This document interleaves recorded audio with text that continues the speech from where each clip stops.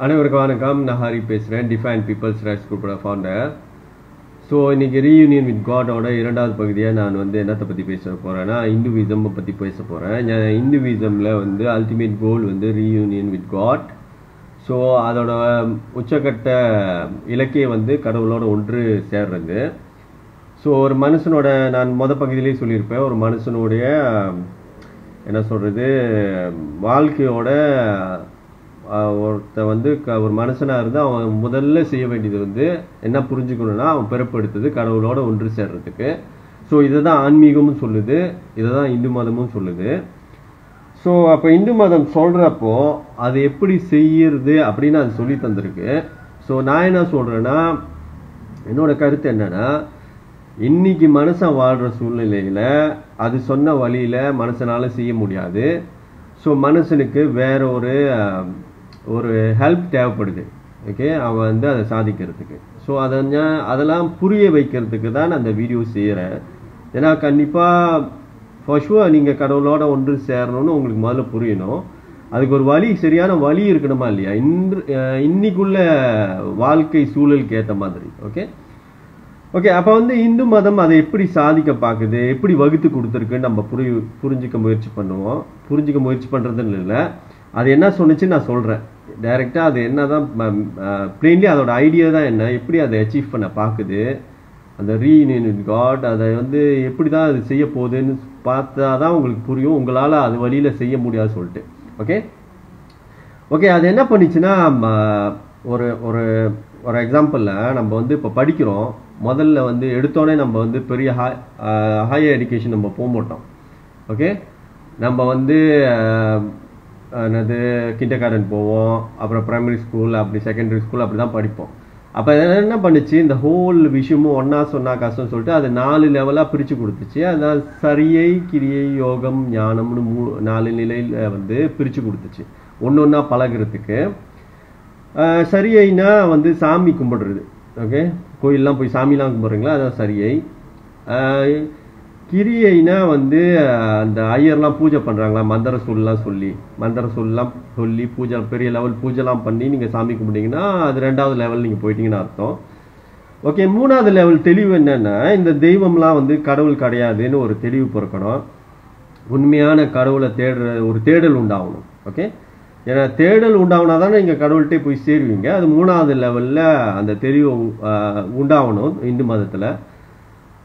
அப்போ நீங்கள் என்ன பண்ணுவீங்க, அதுக்கப்புறம் தெய்வத்தை வணங்குறதை விட்டு தெய்வமாகவே மாறுறதுக்கு முயற்சி பண்ணுவீங்க. ஏன்னா தெய்வத்து மேலே ஒரு ரெஸ்பெக்ட் இருந்துச்சு. ஆக்சுவலி தெய்வம் ஒரு ரோல் மாடல், அது ஆல்ரெடி கடவுளோட அதுக்கு கனெக்ஷன் வந்துருச்சு. இப்போ அது எப்படி ஆணுச்சு, முதல்ல அதுக்கிட்ட நீங்கள் ஒரு கடவுளாக நீங்கள் வழிபட்டீங்க. அடுத்த ஸ்டேஜில் நீங்கள் அதுக்கிட்ட ஃப்ரெண்டாக ஆகிற, ஃப்ரெண்ட் மாதிரி பார்க்குற ஒரு ஸ்டேஜுக்கு போவீங்க. ஓகே, நீ கடவுளோட சேர்ந்துட்ட, நீ எப்படி சேர்ந்தியோ அதே வழியில் நான் போய் சேர்றேன் பாரு அப்படின்னு சொல்லி மாறுறது தான் இந்த 3வது லெவல். ஓகே, 3வது லெவல் நீங்கள் கடவுளை தேட ஆரம்பிப்பீங்க. ஓகே, அதுக்கெல்லாம் இந்து மதம் சொல்லி தந்திருக்கோம், எப்படி என்ன மாதிரி செய்யணும் அப்படிலாம் சொல்லி தந்திருக்கோம். ஓகே, 4வது லெவல் நீங்கள் ஞானம் அடைஞ்சிருவீங்க, கடவுளோட சேர்ந்துருவீங்க. ஸோ அப்போ தெய்வத்துக்கு ஈக்குவலாக நீங்கள் மாறிடுவீங்க. இதுதான் இந்து மதத்தோட ஐடியா.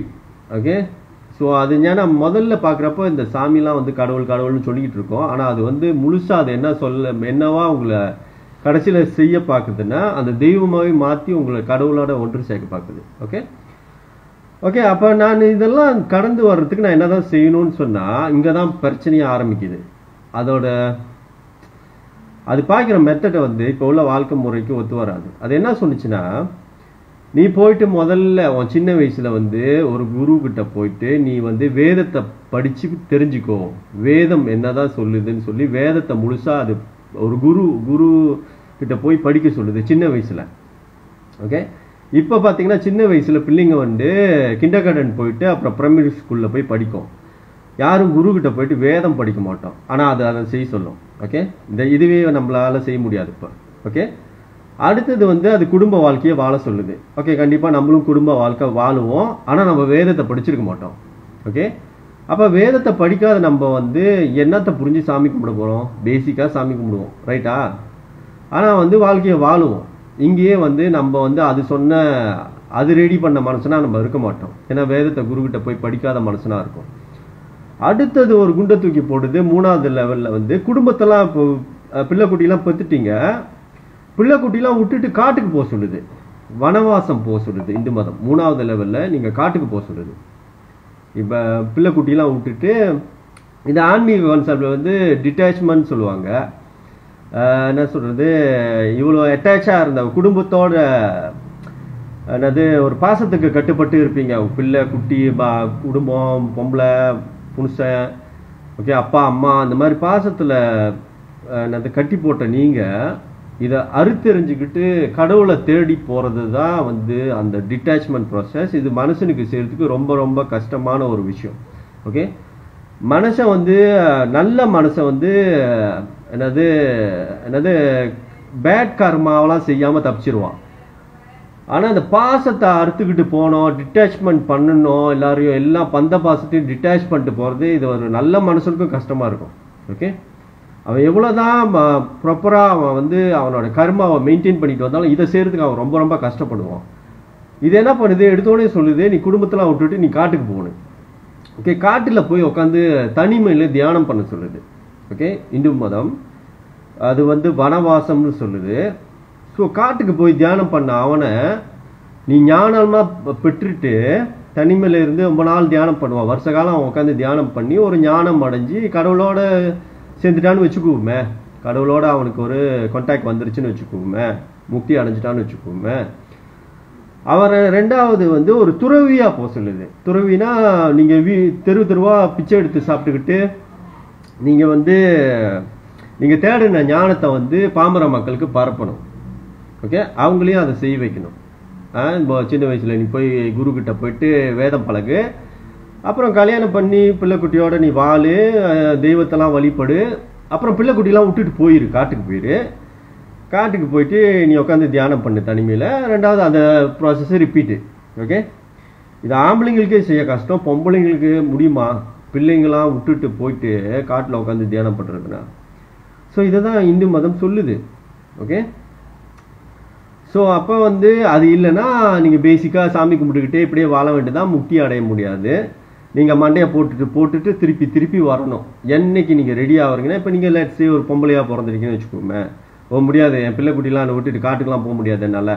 அப்போ சாவு, அடுத்த ஜென்மத்தில் ஆம்பளையாக பிறந்து வந்தீங்கன்னா நீ போ காட்டுக்கு. ஆம்பளைங்களே முதல்ல எப்படி போவானுங்க வீட்டை பிள்ளைக்குட்டிலாம் விட்டுக்கிட்டு? ஓகே, ஸோ எப்படி இப்போ வேதத்தை பழகிறது, எந்த குருக்கிட்ட போய் பழகிறது? பிள்ளைங்களை வந்து நம்ம வந்து இப்போ எஜுகேஷன் இப்போ இருக்கிற எஜுகேஷன் சிஸ்டம்க்கு ரெடி பண்ணுவோமா, இல்லை ஒரு குருக்கிட்ட போயிட்டு வேதம்லாம் பழகிறதுக்கு நம்ம அனுப்புவோமா? ஸோ அதான் சொல்கிறேன், இந்து மதம் கடவுளோட ஒன்று சேர்ற கான்செப்ட் ஓகே, ஆன்மீகத்தோட ஆன்மீகத்துக்கு ஈக்குவலாக இருந்துச்சு. ஆனால் அது சொன்ன வழிமுறையில் தான் டோட்டலாக சொதப்புது. நம்ம வாழ்க்கையை இப்படி வாழ முடியுமா? ஓகே, அப்போனா அந்த ரீயூனியன் காட்டை வந்து நம்ம கிவ் அப் பண்ணிடலான்னா பண்ண வேண்டிய அவசியம் இல்லை. அதுக்கு மேலே ஒன்று இருக்குது, ஆன்மீக போதனைன்னு ஒன்று இருக்குது. அதான் நான் 3வது பகுதியில் சொல்ல போகிறேன். ஸோ கேட்குறதுக்கு கொஞ்சம் மனசுக்கு கஷ்டமாக தான் இருக்கும். இந்து மத வழியில் உங்களால் கடவுளை சேர முடியாது, நான் சொன்ன காரணத்துக்காக. ஏன்னா அது சொன்னதை உங்களால் கடைப்பிடிக்க முடியாது. ஸோ நம்ம வந்து ரியாலிட்டி அக்செப்ட் பண்ணி தான் ஆகணும். அது என்னோட மதம் தான், கேட்குறதுக்கு கஷ்டமாக தான் இருக்குது, அதை நான் மதிக்கிறேன்.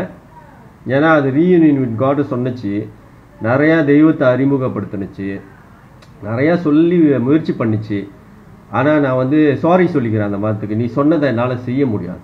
ஓகே, செய்ய முடியாது. ஒரு இந்துவாக இருந்து அதுக்கிட்ட நான் சாரி கேட்குறேன்.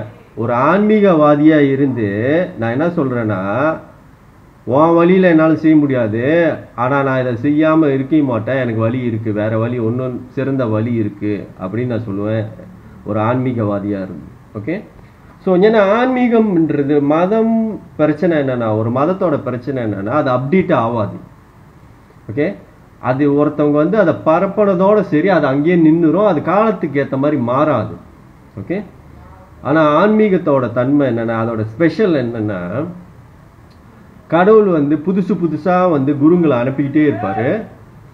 அந்த காலகட்டத்துக்கு ஏற்ற மாதிரி அவங்க வந்து அவங்க போதனையை மாற்றிக்கிட்டே வருவாங்க.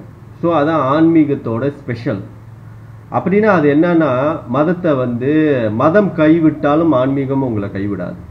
ஓகே, அது உங்கள்கிட்ட கடவுளை கண்டிப்பாக போய் சேர்க்கறதுக்கு அது சொல்லித்தரும். ஓகே, அப்போ உங்களுடைய மென்டல் பிளாக்கை நீங்கள் மாற்றிக்கணும். ஓகே, நான் ஏற்றுக்கிறேன், உங்களுக்கு வந்து ரொம்ப நாளாக சாமி கும்பிட்டுருப்பீங்க, அந்த சாமியை வந்து நீங்கள் கடவுளாகவே நினச்சிருப்பீங்க.